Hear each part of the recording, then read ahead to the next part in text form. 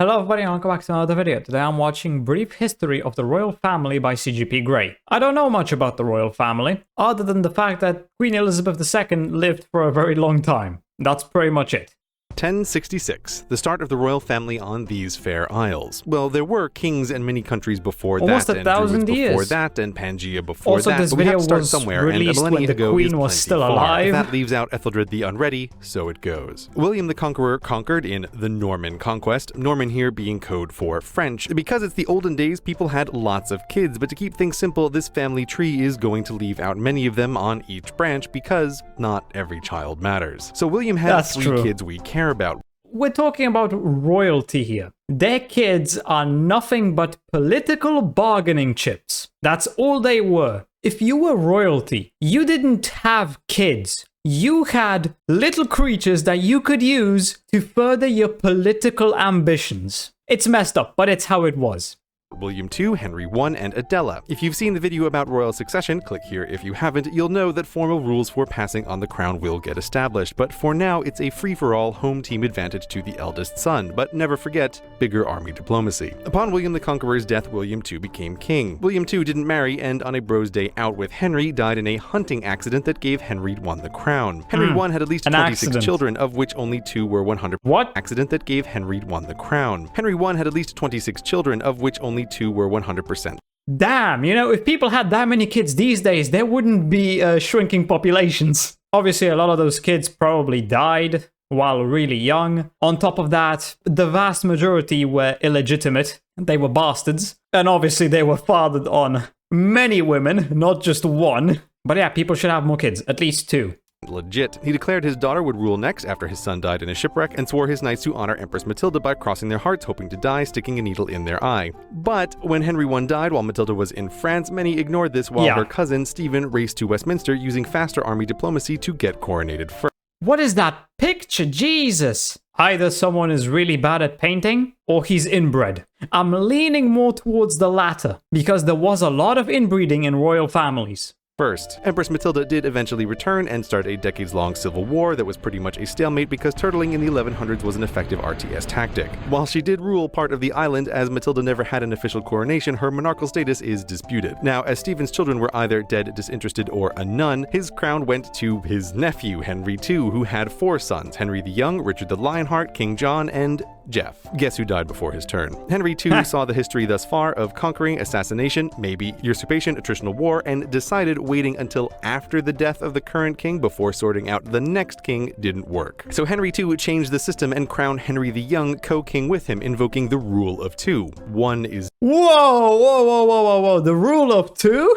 They're Sith Lords. None. 2 is 1. If it's important, you need a backup. It was a good plan for stability, helped by the young king's popularity, but unfortunately the apprentice rebelled against the master, rallying his brothers, which resulted in another civil war.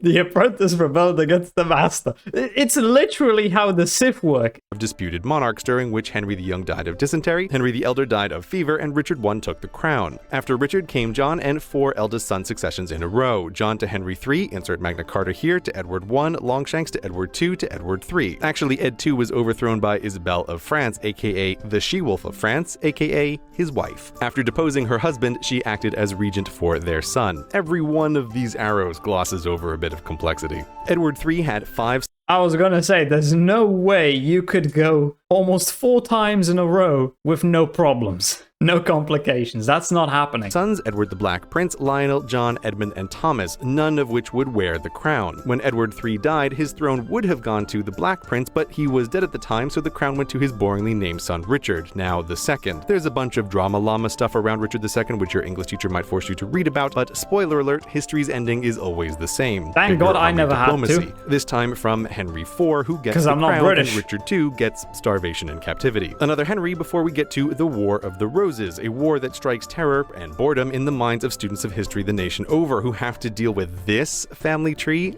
Whoa, this is simplified. Yeah, I'm not even gonna bother trying to understand any of this. I'm just gonna move on. Simplified to explain why everyone was angry. But the shortest version ever is Edward III's great-great-grandsons duked it out, even though one of them was dead for part of the fight, but we can't get into that now, so Henry VI to Edward IV to Henry VI to Edward IV, the end. Edward IV on his deathbed left his crown to his son, but being 12, he needed protection, so Richard, his bestest uncle in the world, promised to take super good care of him. Yeah, he Edward definitely V took care of promptly it. disappeared under suspicious circumstances that left Richard to become Richard III. But he didn't stay He king for killed him. long because Edward III's great-great-great-great-grandson Henry VII took the crown, put a ring on Elizabeth of York to lock down that royal legitimacy, and then sired Henry VIII, splitter of churches and ladies. it's Henry the VIII yeah, thought it's the it was wife high killer. time to formalize the rules of inheritance, so he wrote them out in his will, basically saying oldest boys first, girls only if there aren't any boys. And Parliament approved the rules, which should have made everything neat and tidy, but we're about to enter the really messy time. Because Henry's son lived So everything before was not messy? That was the chill part? just long enough to screw it up. Inheriting the throne at 9, there was, of course, a scheming protectorate running things, yet he still declared at 15 that his father's rules were dumb and his sisters were dumb, and that his first cousin, once removed, Lady Jane Grey, should be the next monarch instead. Then he died, and Lady Jane Grey became queen at sweet 16. Sort of, in a disputed status way, for 9 days, until beheaded by Mary, the first really, truly, officially, nobody doubts it queen. Mary didn't have any kids and passed the crown to Elizabeth I, who Yeah, I think the reason why Mary I didn't have any children is because of how fucked up her family was. I think it had something to do with that. became the second queen in a row to also not have children. But no problem, because Lady Jane Grey was next in right. Yeah, she's Now dead. this is the point at which we acknowledge Scotland exists. They'd been doing their own royal thing, which for our purposes joins the English branch, where Edward III's great-granddaughter married into it in the 1400s, and then goes James,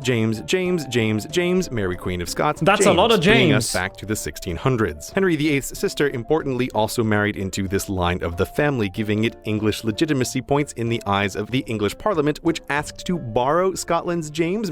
6 James. That one queen just had to ruin it. Mary Queen of Scots. Could have been 6 James in a row. And then maybe a 7th James. But no, she just had to exist. Making him king of 2 countries, with 2 numbers in his name depending on where you're counting from. James had a son, Charles I, and you might think this Why not James the unification of the 7th monarchs or the means 2nd? the very messy time is over. But no, because Cromwell. Cromwell didn't like kings and beheaded Charles I, declaring no royals no longer, making himself the Lord Protector, which was in no way like a king, even though he was in charge and it was a hereditary office passed to his son. But the So he hated kings, but he is basically a king, except he's not calling himself a king. So he is technically not a king, but he really is. He's a hypocrite. Cromwell And an didn't idiot. last, mainly because his son was a fancy country squire who didn't follow Rule 0, keep the army happy, giving Charles's son, Charles II, the ability to re-establish the monarchy. Charles II had lots of children, all of which were illegitimate, leaving his brother, James II, next in line. But James II was Catholic, and ever since Henry split the church, Catholics had terrible approval ratings. But conveniently, he had nice Protestant daughters, one married to a Dutch prince, who by the nature of these things was the grandson of Charles I. Bonus English legitimacy points, plus who doesn't like the Dutch? With James so unpopular and William and Mary so popular, the army and nobles pretty much invited the royal couple to invade, and James too fled. William and Mary ruled as co-monarchs, but without children, the crown went to Queen Anne, who also didn't produce any heirs, though not from lack of effort. She was pregnant 17 times. Again, finding themselves with a no royals. Were they just illegitimate, or was she not able to get any of those pregnancies to the end? Or did the children die when they were young? Or were they stillborn? I guess it doesn't matter. No longer situation, Parliament decided it was really truly seriously the time to sort out the rules of inheritance, to avoid pretenders from every branch of this messy tree fighting over the crown. Parliament did a royal reboot to clear the cruft, defining Sophia of Hanover, the granddaughter of James dual numbers, to be the new starting point for all claims to the crown. These rules finally stuck, thus ending the very messy time. George I, son of Sophia, was the first king under the new rules, then his son George II to George III, and even though he lost America and his mind, never fear, the rules are here, so the crown continued to calmly descend the family tree. So we're just gonna ignore Frederick? I mean, it does show he's dead, so I guess we'll just ignore him. Going to George IV, who didn't have any surviving children, to William IV, who had 10 children, all illegitimate. Then passing through his dead younger brother to Queen Victoria, who started her reign in 1837 and made it to just over the finishing line of the 20th century, which That's is a a long doubly time. impressively long time given the state of medical technology then. After the end of her age, the crown went to her son Edward VII, to George V, to Edward VIII, who finally breaks up this neat and tidy and somewhat boring line of succession by committing a scandal, marrying a commoner, an American commoner divorcee twice over. Whoa, wait, she was divorced twice? Bro, she's for the streets. Why would you even waste your time on a woman like that? What an idiot. If she's already been divorced twice, that says a lot.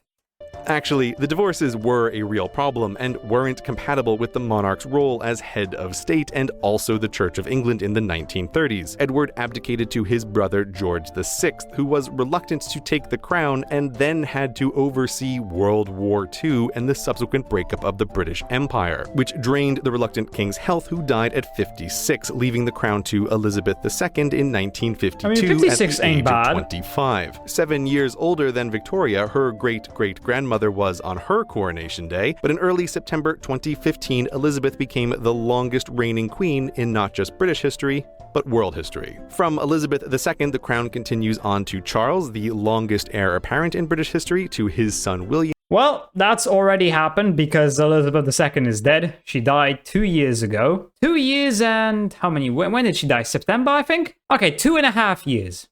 To his son George. And that is a brief history of the royal family. A convoluted mess.